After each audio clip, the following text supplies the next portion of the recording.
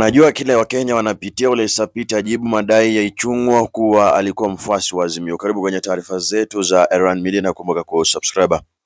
Askofu Mkuu Jackson Ole Sapit wa kanisa la Kianglikana Kenya ACK amejibu tuhuma zilizotolewa dhidi yake na mbunge wa Kikuyu na kiongozi wa wengi katika bunge la kitaifa Kimani Ichung'wah. Mzozo huo unaotokana na ukosoaji wa Sapit kwa utawala wa Kenya Kwanza ambao ulisababisha jibu kali kutoka kwa Ichung'wah umeendelea kuibua hisia mseto miongoni mwa Wakenya. Akiongea kwenye kipindi cha JK Live cha runinga ya Citizen TV, Sapit alifafanua msimamo wake na kusema kwamba hafungamani na mrengo wowote wa kisiasa na hajawahi kumfanyia kampeni mgombea yeyote kama ilivyodaiwa na Ichung'wah. Kwetu sisi kama kanisa hatupaswe kutishwa na hisia zinazosemwa. Ninapita nchi nzima kwa dayosisi, kwa hivyo ninajua Wakenya wanapitia nini, sio kwa uvumi lakini kwa kuwa katika vijiji vyao, Sapit alisisitiza. Si kuzungumza nilichoona kwenye magazeti au kile ambacho vyombo vya habari vinatangaza.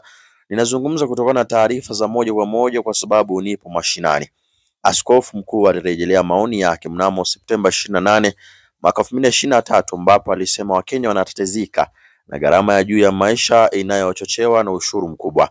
Tunaamini ni muhimu kwa serikali kufahamu kweli kwamba raia wa Kenya tayari wamewekewa mipaka yao. Maendeleo ya kiuchumi hayawezi kutegemea tu ushuru kama chanzo chake kikuu cha mapato, Sapit alisema. Pia alishtumu serikali kwa kushindwa kuishi kulingana na uwezo wake, hivyo kuwapa changamoto wawekezaji wa ndani na nje nchi kuanzisha biashara humu nchini. Katika ibada ya kanisa katika eneo bunge la Ainamoi mnamo Jumapili Oktoba 1, Ichung'wah alimpigia simu Sapit alisema hayo kwa sababu ya uhusiano wake na upinzani wakati wa kipindi cha kabla ya uchaguzi. Nilimsikiliza Ole Sapit kwa heshima nyingi aliposema kwamba kazi yetu ni ya maneno. Nataka leo nimwambie Ole Sapit kwamba kila tukimsikiliza na tunamuona mtu aliyempigia kampeni, mtu wa mafumbo Raila Odinga, akasema mbunge huyo wa Kikuyu, usitukane, usikebei kwa sababu unajua walio na jukumu la kuleta nchi na uchumi wetu magotini ni marafiki zako na watu uliounga mkono. Ichung'wah aliongeza. Gharama ya maisha na bei ya bidhaa kuu imekuwa ikiongezeka nchini Kenya huku kukiwa na idadi kubwa ya ushuru mpya na sarafu inayopungua. Ndizo taarifa za hivi sasa. Rejea na taarifa zingine zaidi, usikwende mbali. Hii ni Erwan Media.